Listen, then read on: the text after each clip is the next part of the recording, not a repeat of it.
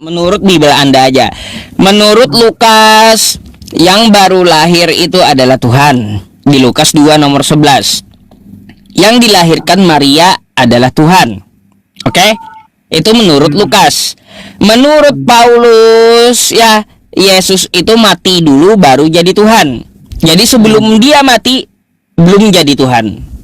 Nah, pertanyaannya, mana yang benar antara Lukas dan Paulus? Kata Lukas, setelah dia lahir udah jadi Tuhan. Kata Paulus, belum. Kecuali dia mati dulu, baru jadi Tuhan. Yang mana yang betul? Ini adu mekanik Paulus sama Lukas, teman-teman.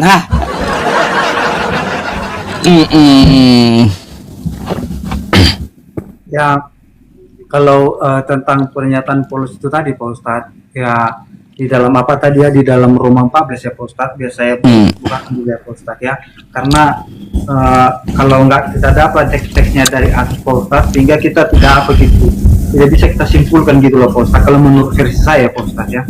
Menurut versi saya, iya. Menurut versi saya ya Bang ya. Bang Delau, kalau saya Bang kayak gitu ya, menurut versi saya nih ngomong dalam Islam, menurut versi saya, diteriakin teman-teman saya di bawah. Iya, kau ulama dari mana? Mujtahid zaman now kah kau itu? Ya. Iya.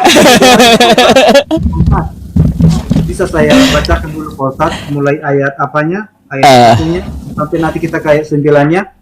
Coba Abang baca dulu ya, dengarkan teman-teman. Bang Delau mau khotbah dia. Saya mau ambil minum sebentar Bang, habis nih. Ya, sebentar aja saya balik sambil baca dulu ya, oke? Oke Pak Ustadz. Oke. Ya tunggu datang Pak Ustadz dulu.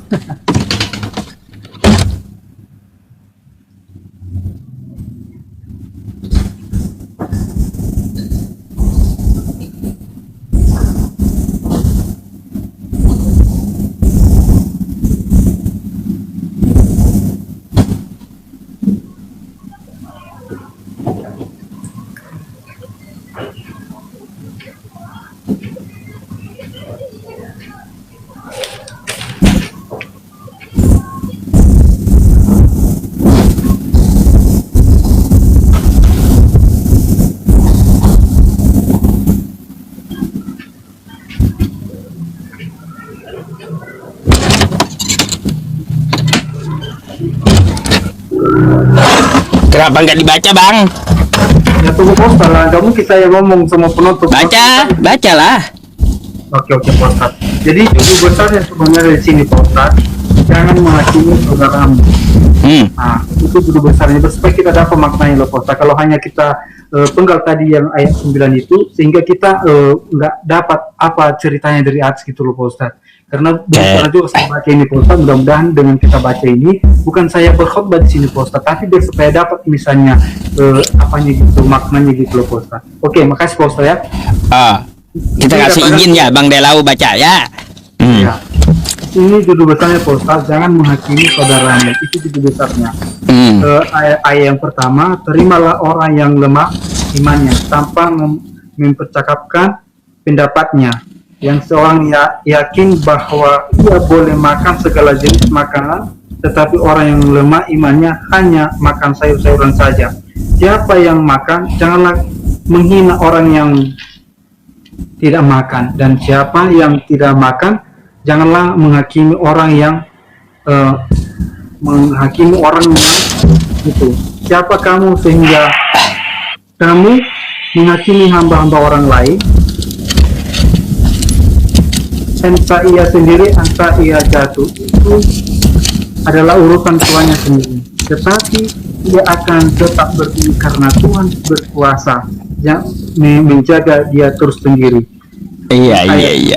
Yang seorang menganggap hari yang satu lebih penting daripada hari yang lain, tetapi yang lain menganggap semua hari sama saja. Adalah setiap orang benar-benar yakin dalam hatinya sendiri. Siapa yang berpegang pada suatu hari yang tertentu, ia melakukannya untuk Tuhan, dan siapa makan yang melakukannya untuk Tuhan, sebab ia mengucap syukur kepada Allah.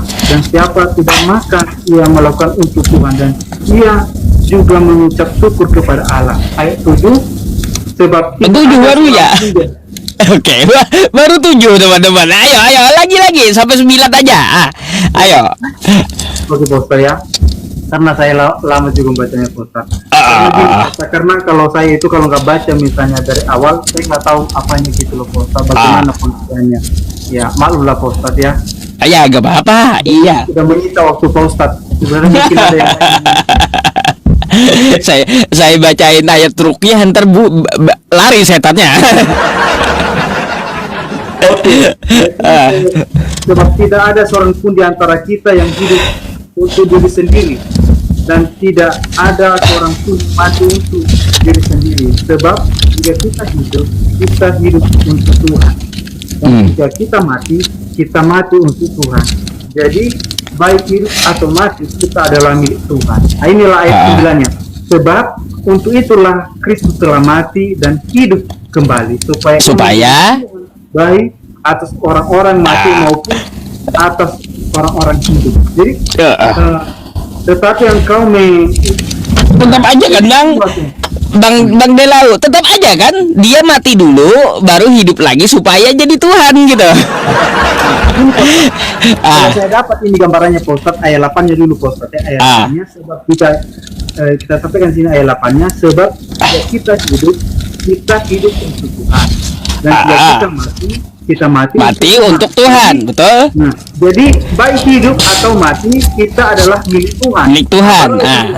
Sebab untuk itulah Kristus telah mati dan hidup kembali supaya menjadi Tuhan baik. Supaya jadi Tuhan, Bang. Tetap gak berubah, Bang Delau. Tetap gak berubah maknanya. Oke, Pak Ustaz, gini maksudnya, Pak Ustaz. Saya sudah mulai dapat apanya ini maknanya, Pak Ustaz. Gini. Nah, kenapa mati Yesus itu biar supaya dia juga Tuhan bagi orang yang mati dan orang yang hidup. Maksudnya pengertian di sini, Pak Ustaz, kalau bisa saya ambil maknanya, artinya walaupun kita mati, ya, atau sebelum datang Yesus, mungkin ada juga orang baik, ya kan? Ada orang baik yang sudah mati dan benar gitu, Pak Ustaz. Jadi Bang, begini, saya mau tanya sama abang penjelasannya seperti itu. Jadi kalau Yesus itu belum mati, berarti dia belum jadi Tuhan untuk orang mati gitu. Itu pula pertanyaannya. Kalau menurut saya tadi itu, Pak Ustadz, artinya ini dia itu mati mati untuk apa juga, Tuhan untuk orang yang mati juga, yang sudah mati, dan Tuhan juga bagi orang yang hidup. Nah, itu maksudnya pengertiannya, Pak Ustadz. Kalau dia belum mati gimana? Nggak lolos jadi Tuhan gitu. Kalau dia nggak mati gimana? Kalau dia nggak mati gimana? Kalau dia nggak mati? Kalau dia nggak mati, apa Ustaz, berarti dia gagal misalnya visi misinya untuk apa? Untuk gagal. Nggak jadi Tuhan dia. Nggak jadi Tuhan. Pengertiannya di sini, Pak Ustaz. Kan gitu. Bang, kan paham kan kosakata supaya ia menjadi Tuhan. Kan gitu. Supaya ia menjadi Tuhan, betul gak? Kalau dia supaya jadi Tuhan syaratnya mati dulu lalu hidup. Kalau dia kagak mati gimana? Kagak jadi gitu. Kagak jadi Tuhan. Kan gitu. Ya, 8 itu tadi Pak Ustaz dikatakan, kalaupun kita hidup adalah untuk Tuhan, kalaupun kita mati adalah untuk Tuhan juga. Jadi artinya baik orang yang hidup baik orang yang mati juga adalah Tuhan atas apa. Dari sini aja pun kita udah tahu itu, Pak Ustadz, ayat 9 ini baru saya mencerna ya, kalau menurut pengertian saya tentang ayat tersebut tadi, ayat 9 tentang Pak Ustadz, dia sudah mengatakan dirinya di sini melalui Paulus. Dia mengatakan bahwasanya Yesus itu adalah apa? Tuhan, ya, Tuhan baik orang baik, Tuhan atas orang mati baik orang yang. Jadi yang mana yang betul, Bang, antara Paulus dan Lukas tuh? Mana yang betul antara keduanya?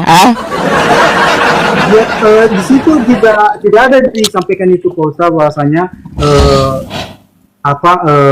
tentang apa yang Pak Ustaz sampaikan tadi, bukan itu tentang yang dimaksud di sini. Tetapi yang dimaksud di sini adalah tentang pernyataan meyakinkan orang di Roma ya. Ini tadi kan Paulus di Roma menguatkan kepada jemaat di Roma, mengatakan bahwasanya Yesus itu mati baik orang yang mati dan baik orang yang hidup. Bukan jungkir balik bang kalau kayak gitu namanya. bukan berarti dia sampaikan itu setelah dia mati baru jadi Tuhan, dia bukan itu kalau teksnya Pak Ustaz. Iya, di situ kan yang saya tanyakan ya, sesuai dengan teks-teksnya tersebut di Lukas 2 nomor 11 dikatakan, sebab ya pada hari itu Tuhan telah lahir, yaitu Kristus di kota Daud kan gitu. Tuhan lahir. Sedangkan kata Paulus, belum ada Tuhan kalau dia belum mati gitu. Jadi seakan-akan ya bang ya, kalau saya lihat pemikiran Paulus dengan pemikiran Lukas itu adu mekanik gitu loh bang. Apalagi abang tambahin menurut versi saya, kata abang jadi 3 jadinya. Udah versi Paulus beda, versi Lukas beda, tambah pula versi abang. Gimana saya nggak sakit kepala kalau kayak gitu? Aduh. Di sini tidak ada Paulus mengatakan sebelum dia mati dia tidak menjadi Tuhan gitu, nggak ada.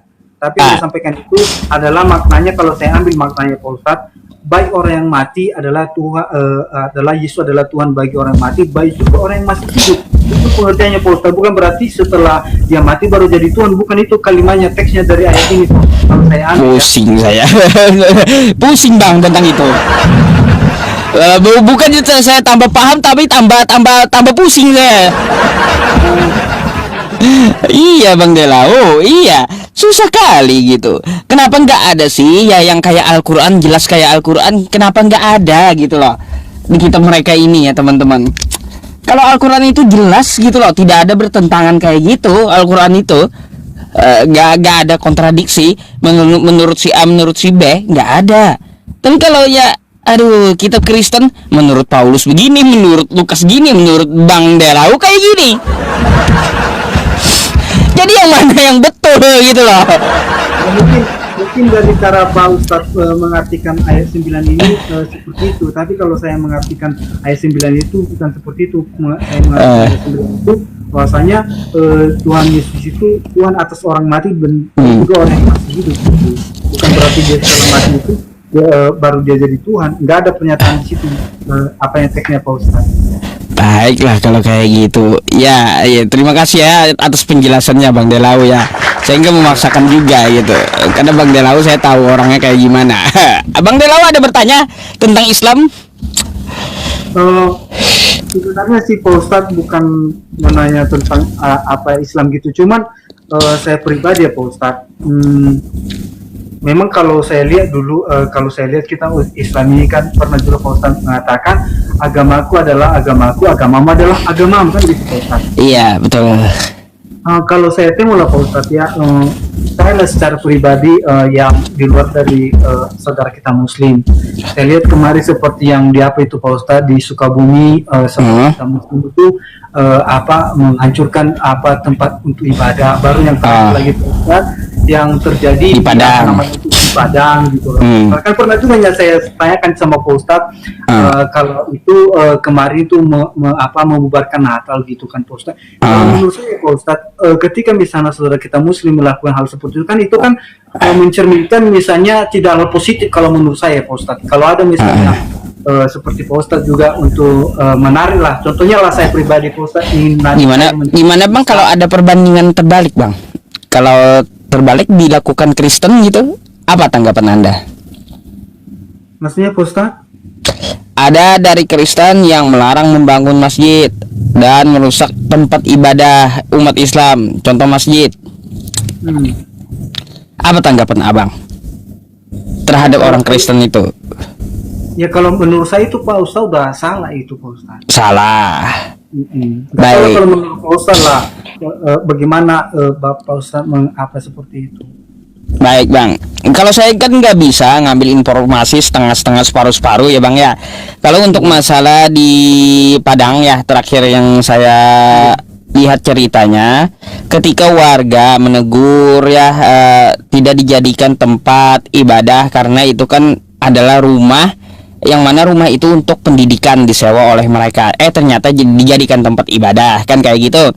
Habis itu Bang, ketika RT-nya dan RW-nya datang, ya warganya tersulut emosi karena ditentang oleh jemaat yang ada di situ.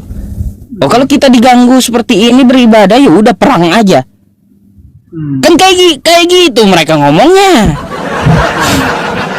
Bahaya kali gitu ngajak warga di situ perang. Udah gimana ya? Udah tidak sesuai kan dengan peruntukannya kan kayak gitu ya. Di Padang itu rumah bukan rumah ibadah, tapi rumah untuk pendidikan gitu. Dijadikan rumah ibadah, ditegur warga malah marah-marah. Dimarah-marahi warga, mereka malah melawan. Kalau kami diganggu kayak gini lebih baik perang katanya. Nantang. Gimana nggak tersulut emosi warganya di situ kalau ditantang oleh jemaatnya di situ, Bang. Seperti pertanyaan saya jadi kalau saat ini bukan masalah apa, bukan masalah antara mereka Padang atau Sukabumi kemarin. Kalau menurut saya ibadah itu apakah itu tidak baik itu loh. Kalau ibadah baik Bang, yang Abang katakan itu bukan berkaitan tentang masalah ajaran Bang. Kalaunya pengrusakan kayak gitu bukan terkait masalah ajaran atau sara, bukan.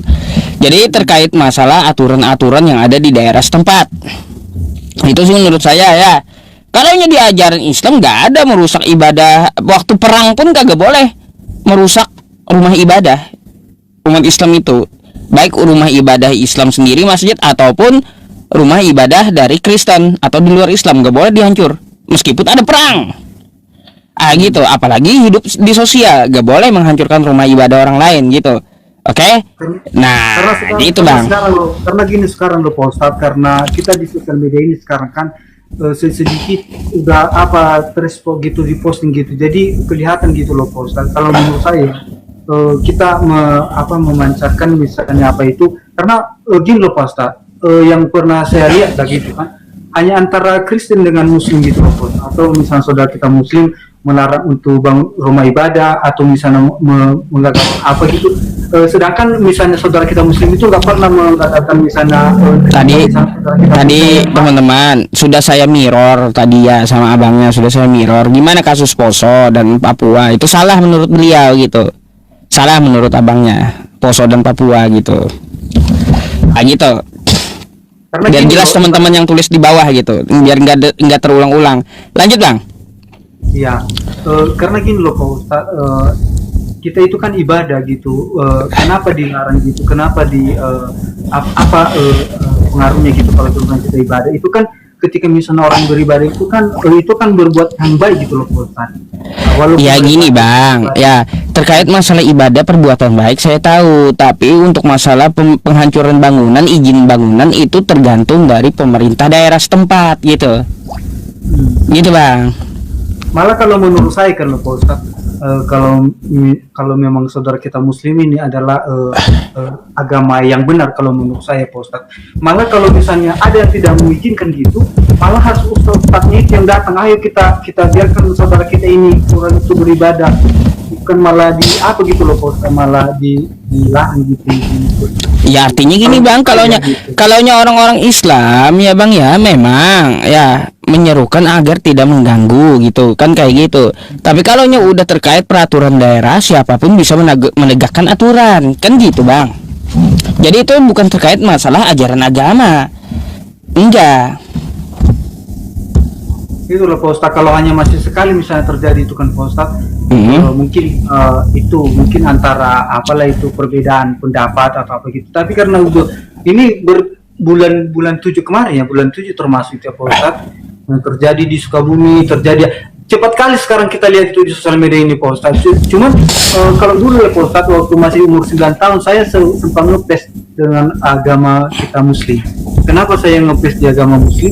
Karena ketika masuk kita di ruang ibadah itu kita harus cuci tangan, cuci kaki, dan kita pun harus tinggal di luar gitu. Artinya kita sucikan ruangan ibadah. Ya, itu aja ajaran Yesus kayak gitu emang bang. Nggak tahu bang. Nah, tapi setelah saya lihat itu kan Pak Ustadz dilarang untuk bangun rumah ibadah gitu. Kok gini, padahal dulu saya ngepes gitu, suwe gitu dan apa.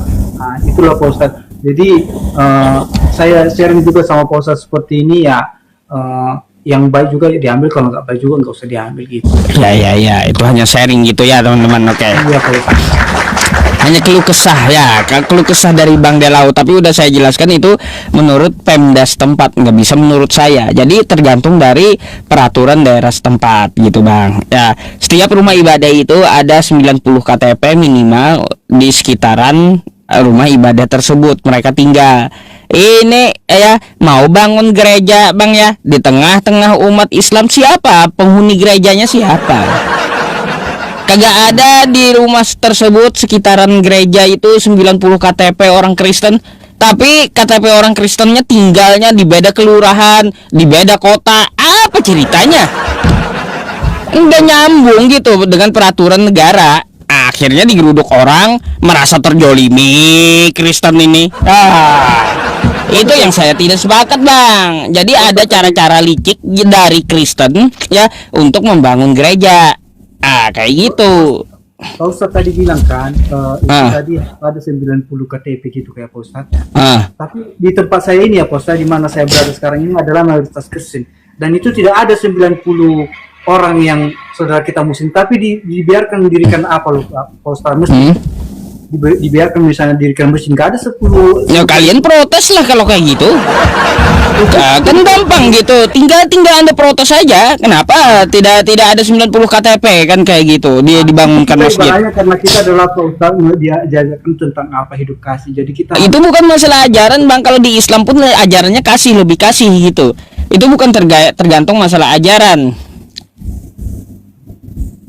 Bukan. Jadi itu tadi hanya apa tadi saya pertanyakan sama Ustadz, bukan berarti saya menyudutkan Ustadz, tapi itulah karena banyak juga menonton saudara kita muslim kan, supaya apa pernyataan Ustadz tentang apa itu tadi. Tergantung ininya bang, tergantung Pemdanya kayak gimana kan kayak gitu. Kalau nya ajaran tidak seperti itu masalah tempat dan penganutnya, bukan masalah ajarannya. Iya Ustadz. Oke, ada lagi Bang Delau. Jadi soalnya ada yang mau antri di bawah tuh. Oke. Teriak-teriak dari tadi minta naik. Jadi terima kasih banyak lah Pak Ustadz sudah di iya, sama-sama Bang. Ya siapa Pak Ustadz sana. Oke. Semangat. Semangat Bang Delau. Oke. Saya ingin gantikan dulu Bang ya. Oke Pak Ustadz. Oke, assalamualaikum. Assalamualaikum. Iya, selamat malam. Masih Pak Ustadz.